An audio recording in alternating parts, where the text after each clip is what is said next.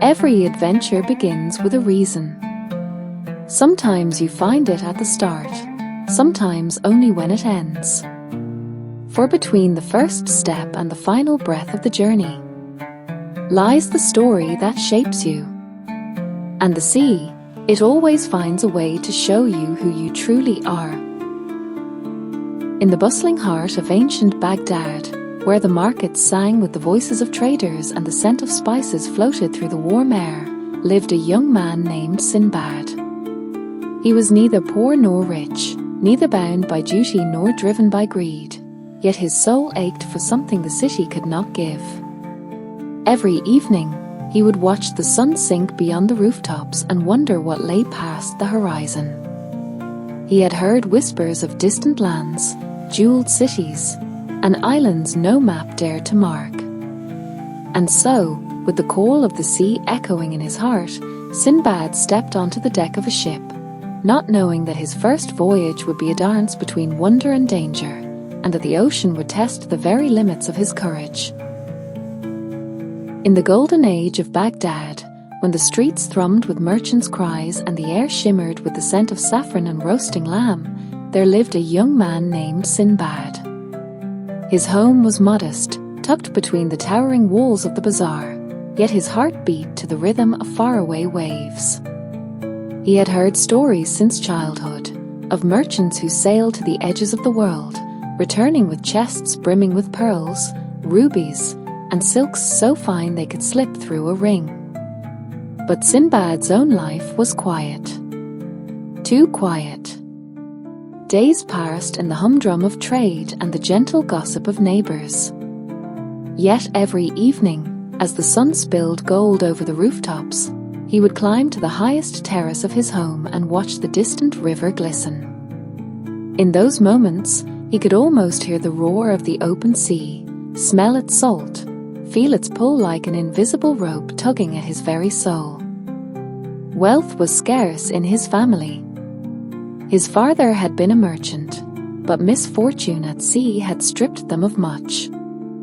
Still, the blood of traders ran hot in Sinbad's veins, and the more he tried to ignore it, the more restless he became.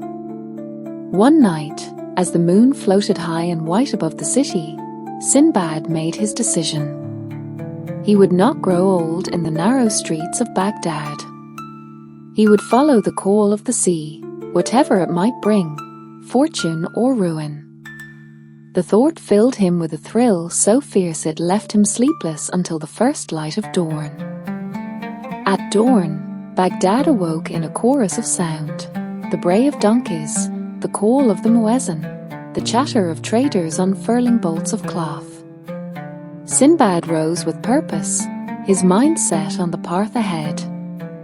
If he was to sail the seas, he would need silver in hand, for no captain took aboard a man who could not pay his share.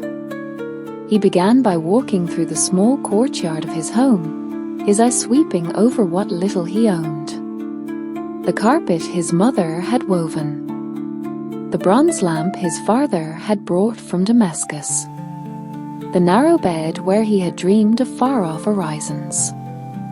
These, and more, would have to go. The bazaar became his stage.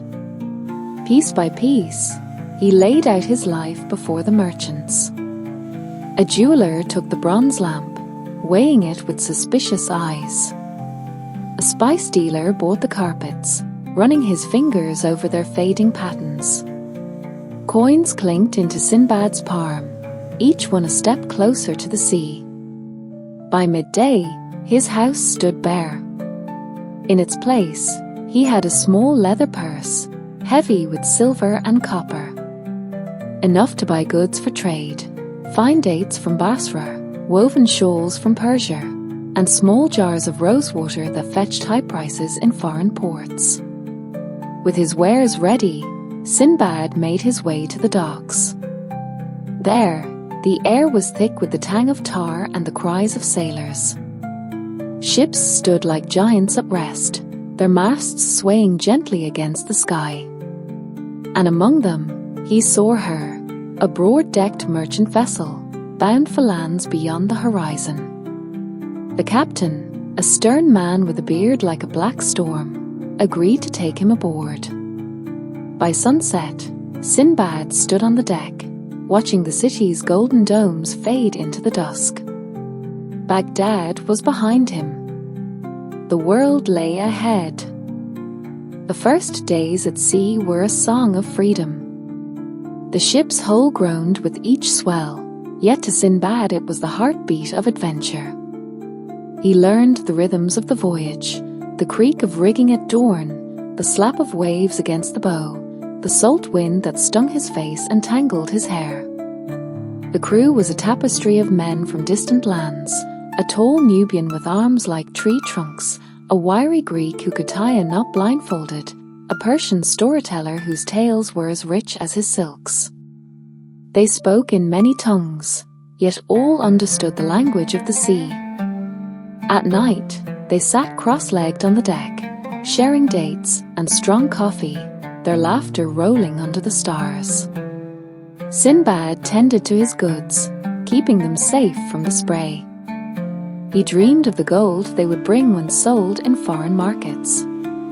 Each sunrise brought them farther from Baghdad, farther into the unknown. But the sea is a fickle companion. On the 12th morning, the wind shifted, carrying with it a strange scent, rich and green, unlike the dry salt of the ocean. By midday, a cry went up from the lookout, "Land! Land to the east!" Sinbad hurried to the rail. Rising from the horizon was an island, lush and inviting. Palm trees swayed in the breeze, their fronds gleaming like emeralds.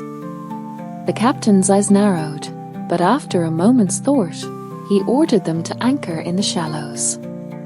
The men cheered, eager to stretch their legs. As they rowed ashore, the air grew heavy with the perfume of strange flowers. Birds of vivid colors darted through the canopy. The crew spread out, lighting small fires, roasting fish, and laughing in the shade. It felt like a gift from the sea itself. Yet beneath Sinbad's feet, the earth seemed, or warm, alive. And somewhere deep below, something stirred. The island was a paradise. Clear streams trickled over smooth stones, and fruits hung ripe from every branch. The crew scattered, some gathering coconuts, others exploring the shady groves. Laughter echoed through the palms, and the scent of roasting fish mingled with the sweetness of wild blooms. Sinbad found a patch of grass near the water's edge and lay back, letting the sun warm his face. For the first time since leaving Baghdad, he felt completely at ease. Yet, even in his rest, he noticed small peculiarities. The ground beneath him was warm, not with the sun's heat, but as though it held a life of its own. As the men moved about, a faint shudder ran through the soil, so slight it could be mistaken for the trembling of leaves in the breeze. Sinbad sat up, glancing toward the captain, who stood some distance away, squinting at the horizon as if troubled. Nearby, the Greek sailor laughed and poured water over his head, declaring the island a haven. The Nubian gathered driftwood for the fire, humming a tune. But Sinbad's eyes lingered on the ground. In certain spots, it seemed to rise and fall almost imperceptibly, as though breathing. The captain finally strode over, his face grim. "We won't stay long," he said, his voice low. "Islands like this, they're not always what they seem." Sinbad frowned. "What do you mean?" The captain didn't answer. Instead, he barked orders for the men to eat quickly and return to the ship. Some grumbled, unwilling to leave such beauty behind. But in the air, beneath the laughter and the crackle of the fires, there was a faint, deep rumble, a sound no island should make. The rumble deepened, rising from the ground like the growl of some ancient beast. At first, the men ignored it, too busy tearing into roasted fish and sweet fruit. But then the earth gave a sudden, violent shiver, sending cups of water toppling and coals scattering from the fires. Sinbad leapt to his feet, heart pounding. All around him, the island shifted, not in the way of solid land under an earthquake, but like something alive adjusting its weight. The soil beneath the palms cracked, revealing slick, dark hide beneath a thin layer of sand. A cry split the air, the lookout, his face pale, pointing toward the sea. "It's moving," he shouted. And indeed, the shoreline itself was sliding away, waves rushing over it. The captain's voice thundered above the chaos. "It's no island. It's a whale, a beast so ancient the earth has grown upon its back." Men scrambled in panic, abandoning fires and baskets of fruit. The ground rose sharply beneath them as the whale arched, water cascading from its massive body. The air was filled with the stench of the deep ocean and the hiss of steam as sun met wet skin. Palm trees shook violently, birds took frantic flight. The crew dashed toward the boats, but the sudden swell nearly capsized them before they even touched the water. Sinbad stumbled, barely keeping his footing as the shore tilted dangerously. With a deafening roar, the creature plunged, its colossal body vanishing beneath the waves. The sea swallowed the fires, the trees, the sand, and the men who were too slow to flee. Sinbad was thrown headlong into the churning water, the world around him dissolving into foam and terror. The sea churned violently as the great whale stirred from its ancient slumber. Towering waves crashed over the remnants of the once-y island, a tossing wreckage and desperate men like leaves in a storm. Sinbad struggled to stay afloat, every muscle burning as the salt water bit into his skin and filled his lungs. Around him, cries of terror mixed with the roar of the ocean. Some sailors fought the currents, others were swallowed whole by the hungry depths. Sinbad's heart pounded fiercely. He knew he was at the mercy of a force far greater than any man. As the whale plunged deeper, its massive tail whipped through the water, sending sprays that blinded the survivors. Sinbad fought the waves, gasping for breath and clinging to a shattered plank. For what felt like hours, he drifted alone, tossed by the sea's wild embrace. When dawn's first light painted the horizon with pink and gold, Sinbad found himself washed ashore on a strange and silent beach. Exhausted and bruised, he lay among driftwood and seaweed, the roar of the ocean fading into a distant whisper. His body ached, but his spirit burned with the fierce flame of survival. The world had shown him its fury, but also its mysterious gifts. Somewhere beyond this shore lay new adventures, unknown friends, and treasures waiting to be found. Sinbad awoke to the gentle caress of the sun warming his bruised skin. Around him, the vast ocean stretched endlessly, its waves whispering secrets to the wind. The once fierce storm had quieted, leaving behind a serene yet unfamiliar shore lined with strange shells and twisted driftwood. His body ached with exhaustion, but his spirit refused to yield. Slowly, Sinbad rose, scanning the horizon for signs of life or rescue. The ship was nowhere to be seen, swallowed by the sea or dashed against hidden reefs. Alone, he faced the daunting wilderness of this new land. The beach was dotted with strange fruits and strange tracks in the sand, evidence of creatures unknown. Sinbad's mind raced. Was this paradise or prison? The once warm earth beneath his feet now felt heavy, as if the land itself held secrets too deep to fathom. He gathered what he could: a broken branch for defense and a handful of fruits to sustain him. As he ventured inland, the thick canopy above filtered the sunlight, casting shifting shadows that played tricks on his eyes. Despite the loneliness, a flicker of hope remained. Sinbad vowed to survive, to unravel the mysteries of this place, and to find a way back to the bustling streets of Baghdad. His journey had just begun.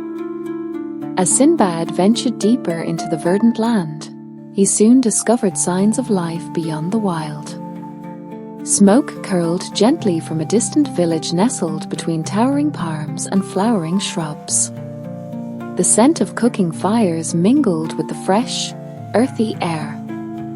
Approaching cautiously, Sinbad was greeted by curious eyes and cautious smiles. The islanders were a people of warmth and resilience, their skin kissed by the sun and their voices filled with gentle laughter.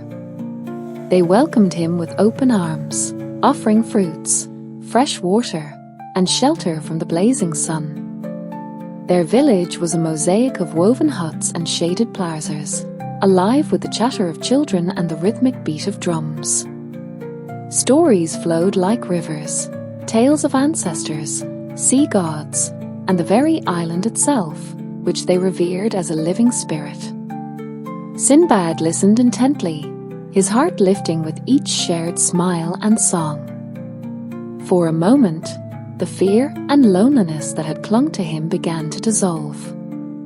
Here was friendship, kindness, a brief respite in his perilous journey.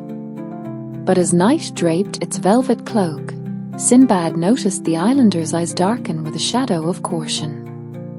Whispers passed between them, tales of the great whale beneath their feet, and warnings to tread lightly lest they awaken the ancient guardian. The island's beauty was undeniable, but so was its mystery.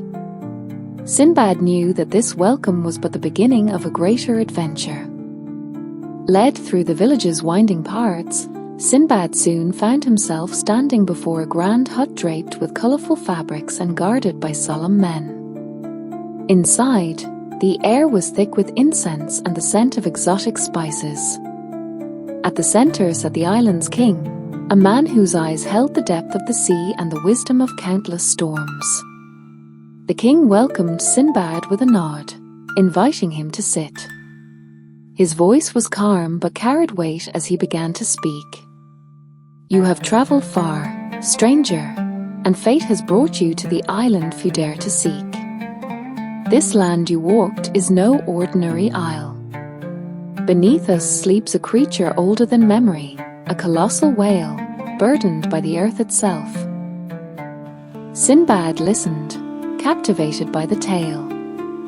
The whale's back is home to forests and rivers, but it is also a place of danger. We live in harmony with it, offering respect and caution. But should it awaken fully, the island would vanish beneath the waves, and all here would be lost. The king's gaze met Sinbad's. Your arrival stirs old fears and new hope. Perhaps your journey is tied to this ancient being. Whatever fate holds, remember, the sea giveth, and the sea taketh away.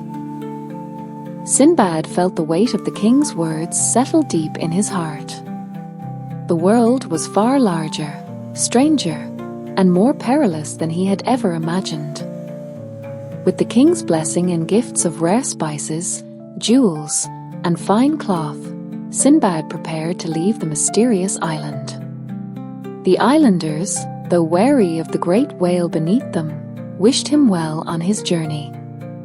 They guided him to a small boat, sturdy enough to carry him back to the world he once knew.